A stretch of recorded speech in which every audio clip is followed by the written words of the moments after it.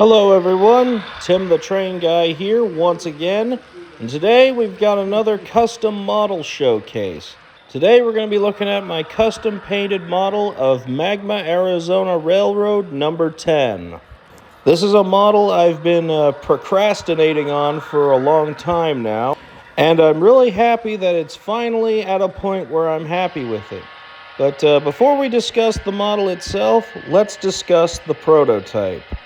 Number 10 is a Baldwin DRS 66-1500 diesel locomotive built in 1950 by Baldwin Locomotive Works. It was originally built for the McCloud River Railroad in California and numbered 29.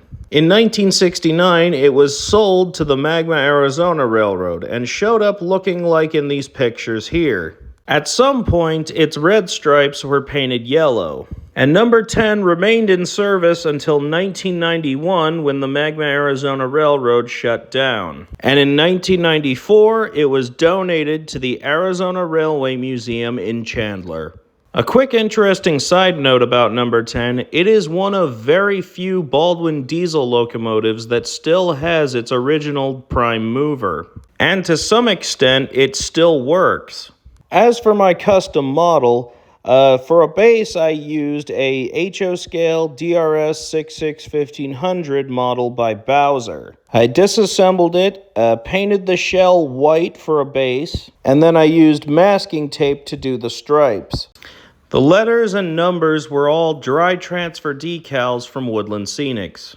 And then a quick spray of clear coat, and she's done. Now, is the model 100% accurate? No. But do I care? Also no. I do plan to eventually add the handrails going along the walkway to more closely match the prototype, but I have some other projects I'd like to finish first. And now, without further ado, let's watch it run.